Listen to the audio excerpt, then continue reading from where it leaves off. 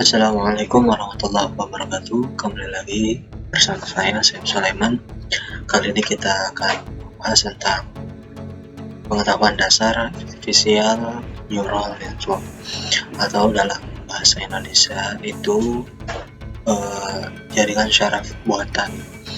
Nah, sebelumnya kita udah ngebahas tentang artificial intelligence, di mana situ juga mencakup tentang machine learning, deep learning. Nah, kali ini ANN atau neural network ini juga masuk ke dalam kategori artificial intelligence, atau lebih tepatnya ada juga yang mengatakan algoritma neural network. Nah, adapun yang kita bahas kali ini ada 4 poin. Ada pendahuluan, kemudian sejarah, perseptron, konsep NN. Langsung saja. Ada pertama adalah apa sih neural network itu? Nah, ANN, artificial neural network, merupakan kategori ilmu self computing. Neural network sebenarnya mengadopsi dari kemampuan otak manusia yang mampu memberikan stimulasi atau rangsangan, melakukan proses, dan memberikan output. Jadi ANN ini juga termasuk ke dalam azan keilmuan bidang komputer yang mengadopsi dari kemampuan otak manusia. Jadi mencoba membuat suatu sistem yang menyerupai cara kerja otak manusia. Kemudian output diperoleh dari variasi, stimulasi, dan proses yang terjadi di dalam otak manusia. Kemampuan manusia dalam memproses informasi merupakan hasil kompleksitas proses di dalam otak. Misalnya, yang terjadi pada anak-anak, mereka mampu belajar untuk melakukan pengenalan meskipun mereka tidak mengetahui algoritma apa yang digunakan. Maksudnya, kadang anak-anak itu jika kita tunjukkan atau ajari sesuatu hal yang baru, ya dengan sendirinya mereka akan paham tanpa memikirkan bagaimana caranya untuk mengetahui hal tersebut. Itu kekuatan komputasi yang luar biasa dari otak manusia ini yang merupakan sebuah keunggulan di dalam kajian ilmu pengetahuan. Nah, hal ini yang dikaji oleh banyak orang untuk bisa dibuat suatu sistem yang menyerupai cara kerja semacam ini. Nah, bagaimana awal mulanya? Awal mula dari neural network ini ditemukan atau dikembangkan. Perkembangan ilmu neural network sudah ada sejak tahun 1943. Jadi sekitar 2 tahun sebelum negara Republik Indonesia merdeka. Ketika Warren dan Walter Pitts memperkenalkan perhitungan, model neural network yang pertama kalinya, mereka melakukan kombinasi beberapa processing unit sederhana bersama-sama yang mampu memberikan peningkatan secara keseluruhan pada kekuatan komputasi. Nah, ini ada foto dari keduanya.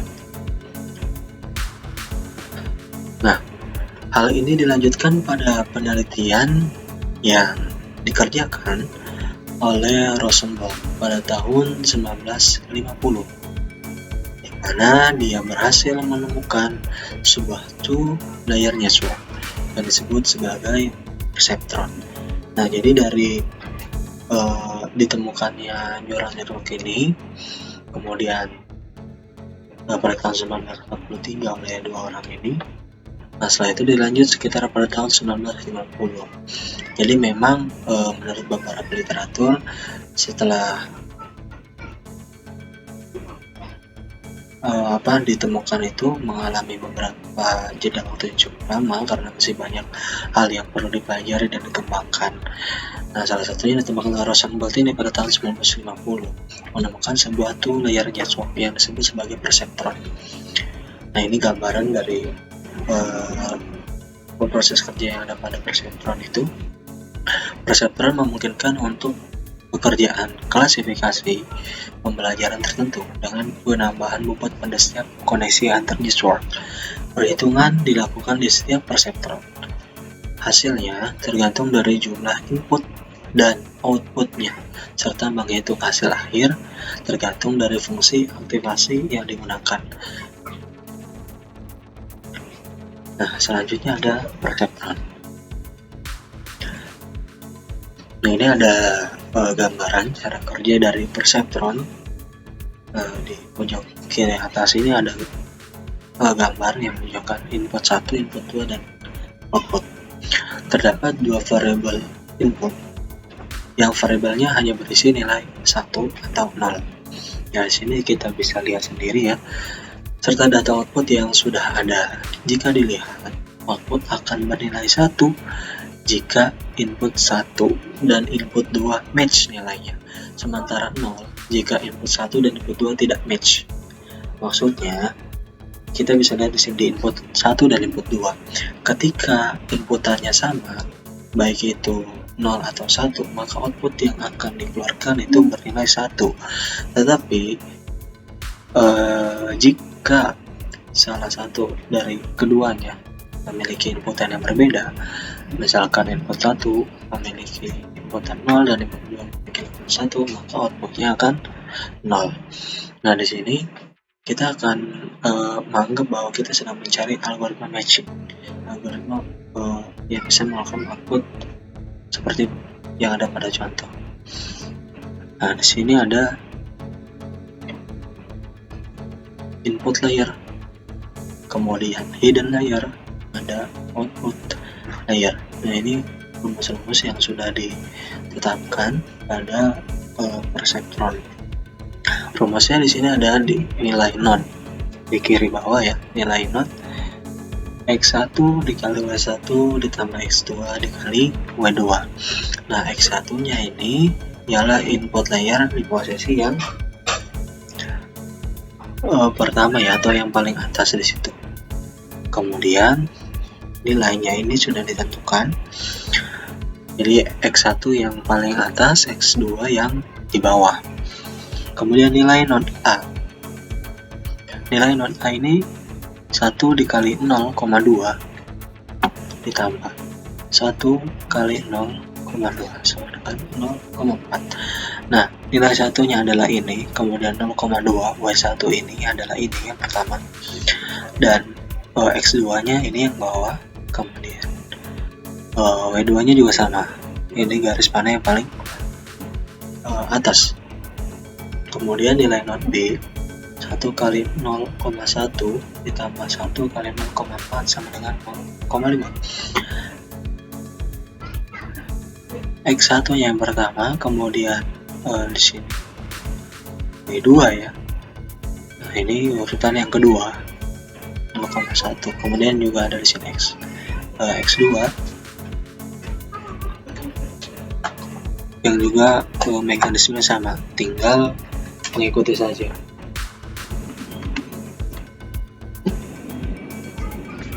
Nah, selanjutnya ini ada contoh dari penggunaan algoritma neural network, yakni pengenalan ekspresi wajah menggunakan jaringan syaraf tiruan. Ini juga bukan merupakan hal yang asing untuk saat ini ya.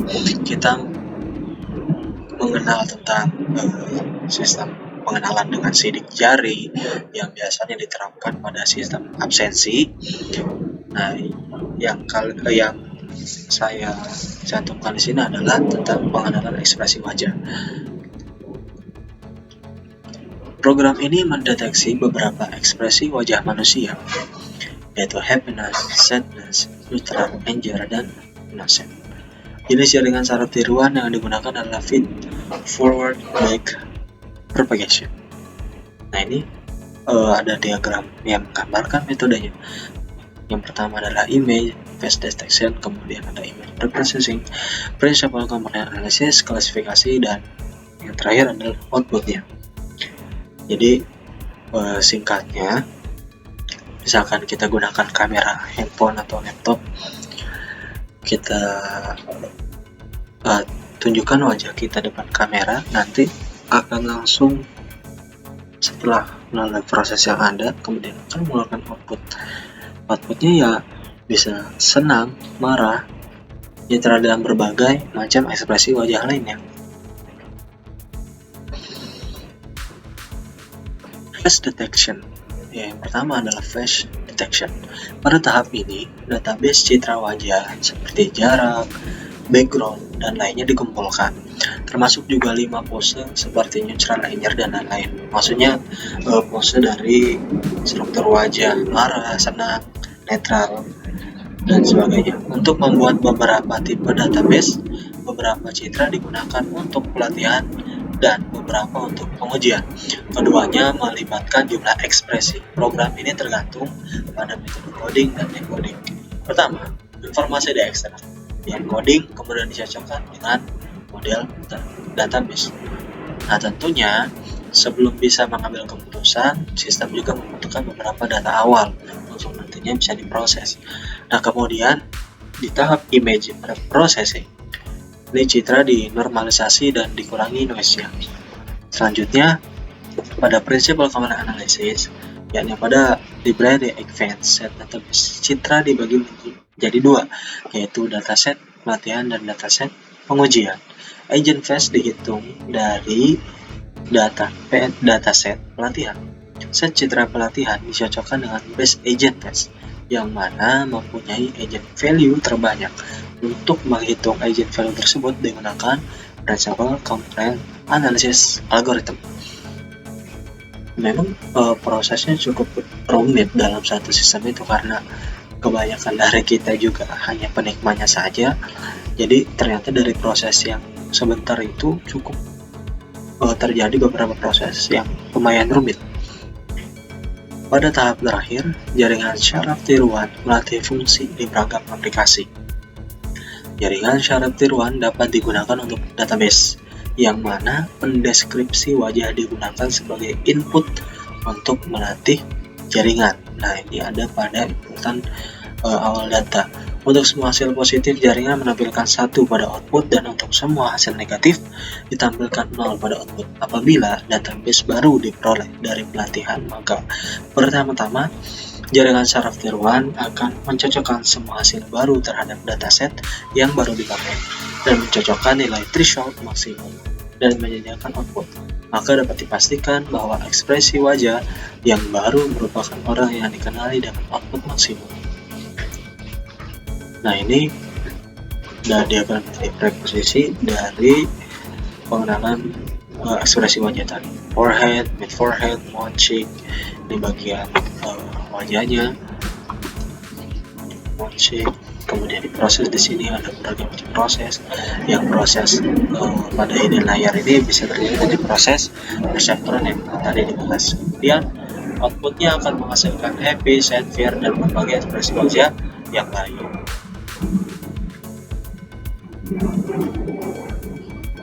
Nah, selanjutnya apa sih fungsi dari neural network ini? Yang sedemikian rumitnya tentu pasti memiliki fungsinya ya. Yang pertama, dari fungsi dari neural network adalah pengklasifikasian pola. Yang kedua, memetakan pola didapat dari input ke dalam pola baru pada output. Kemudian ada penyimpanan pola yang akan dipanggil kembali, jadi disimpan untuk nantinya digunakan pada proses yang lain. Memetakan pola-pola yang sejenis. Kemudian pengoptimasi permasalahan, dan yang terakhir adalah prediksi.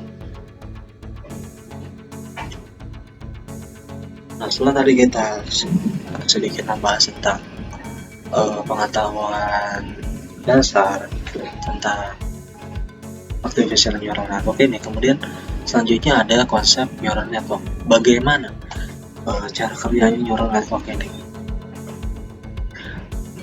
Nah, karena tadi sebelumnya disinggung bahwa neural network ini merupakan sistem yang meniru cara kerja otak manusia, maka yang pertama kita perlu mengenal bagaimana cara kerja jaringan syaraf pada otak manusia.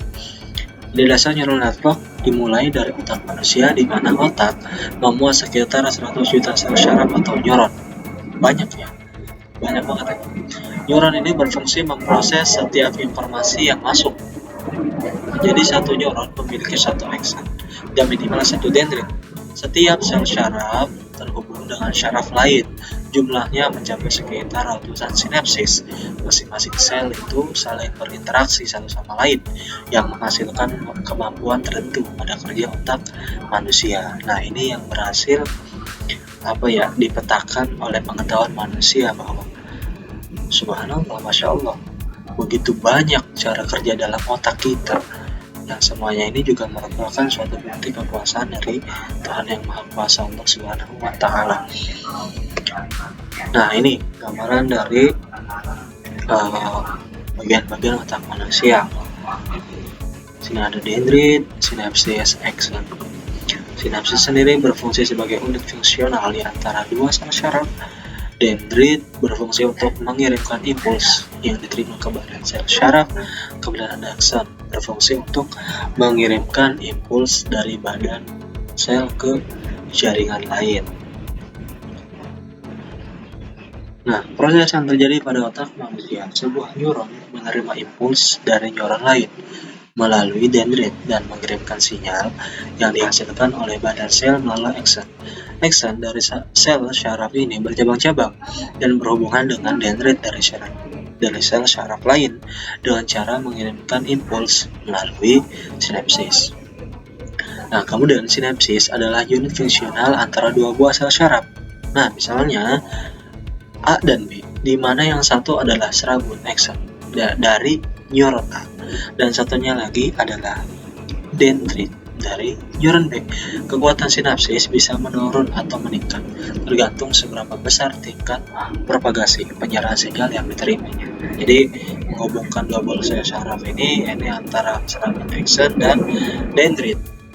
Kemudian impuls sinyal atau informasi yang diterima akan diterima oleh neuron lain jika memenuhi batasan tertentu yang sering disebut dengan nilai ambang threshold.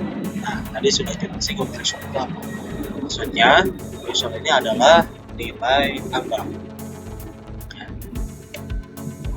Struktur neural network. Nah, tadi kita bahas sedikit bagaimana cara kerja dari otak manusia sebagai pengetahuan dasar kita. Jadi kurang lebih cara kerja neural network itu semacam itu. Ide mendasar dari artificial neural network adalah mengadopsi mekanisme berpikir sebuah sistem atau aplikasi yang menyerupai otak manusia, baik untuk pemrosesan berbagai sinyal elemen yang diterima dan toleransi terhadap kesalahan error.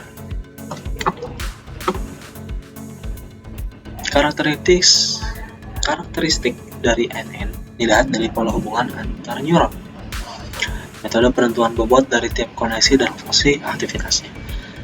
Gambar ini menjelaskan struktur ANN secara mendasar. Ini gambaran dasarnya, walaupun memang sebenarnya rumit ya. Jadi ini gambaran dasarnya. Model neuron, bobot, kemudian ada sigma, proses fungsi aktivasi, output. Input berfungsi sebagai dendrit. Nah, ini perbandingan dengan otak manusia. Input seperti dendrit pada otak manusia, kemudian output berfungsi seperti akson dan fungsi berfungsi seperti sinapsis. Nah, jadi penghubung.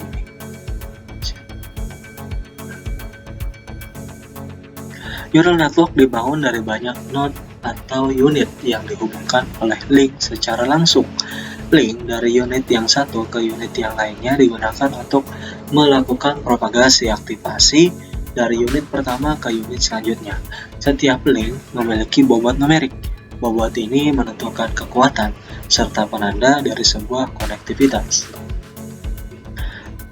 Kemudian, proses pada ANN dimulai dari input yang diterima oleh neuron beserta dengan nilai bobot dari tiap-tiap input yang ada. Jadi, proses pada ANN diawali dengan input yang memiliki nilai bobot. Tentunya inputnya ini tidak sedikit. Setelah masuk ke dalam neuron, nilai input yang ada akan dijumlahkan oleh suatu fungsi perambatan summing function yang bisa dilihat seperti pada gambar dengan lambang sigma. Nah, yang ini lambang buat ini ada sigma. Jadi diproses dalam suatu fungsi summing function. Hasil penjumlahan akan diproses oleh fungsi aktivasi setiap neuron. Di sini akan dibandingkan hasil penjumlahan dengan nilai ambang tertentu. Jadi setelah melalui fungsi penambahan tadi, kemudian dilanjutkan dengan fungsi aktivasi yang akan di sini dibandingkan hasil penjumlahan dengan threshold nilai ambang tertentu. Jadi hasil yang ada dibandingkan begitu. Jika nilai melebihi threshold, maka aktivasi neuron akan dibatalkan. Sebaliknya, jika masih di bawah nilai threshold, neuron akan diaktifkan. Setelah aktif, neuron akan mengirimkan nilai output melalui bobot outputnya ke semua neuron yang berhubungan dengannya. Proses ini akan terus berulang pada input-input selanjutnya. Jadi, ini gambaran singkat dari proses yang ada pada artificial neural network. Kesimpulannya, ANN terdiri dari banyak neuron di dalamnya. Neuron-neuron ini akan dikelompokkan ke dalam beberapa layer. Neuron yang terdapat pada tiap layer dihubungkan dengan neuron pada layer lainnya. Hal ini tentunya tidak berlaku pada layer input dan output, tapi hanya layer yang berada di antaranya. Nah, di sini di hidden layer. Jadi proses itu semua adanya setelah input. Nanti setelah proses pada hidden layer ini selesai, maka akan langsung ditampilkan pada layer output. Informasi yang diterima di layer input dilanjutkan ke layer-layer dalam ANN secara satu persatu hingga mencapai layer terakhir atau layer output. Layer yang terletak di antara input dan output disebut sebagai hidden layer. Namun tidak semua ANN memiliki hidden layer, ada juga yang hanya terdapat layer input dan output saja. Jadi tergantung daripada pengaplikasiannya. Tapi gambaran secara umumnya tentang artificial neural network ini seperti yang dijelaskan ini teman-teman. Jadi hanya gambaran dasarnya saja. Ya. Nah, itu tadi pembahasan kita kali ini. Nah, ini beberapa sumber yang saya kutip pada materi saya ini, bisa dilihat. Oke, terima kasih sudah menyimak video ini.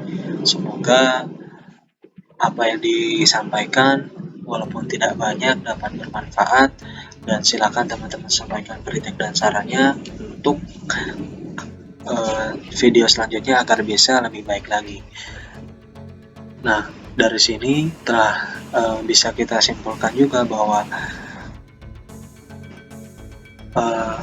seiring berkembangnya zaman, perkembangan ilmu pengetahuan pun begitu luas, khususnya di bidang komputasi ini. Tentunya hal ini juga harus bisa memotivasi kita untuk belajar lebih giat lagi, belajar dengan sungguh-sungguh tentang apapun yang menjadi passion kita, agar kita bisa menyaingi atau menyeimbangi dari perkembangan teknologi yang ada. Terima kasih. Wassalamualaikum warahmatullahi wabarakatuh.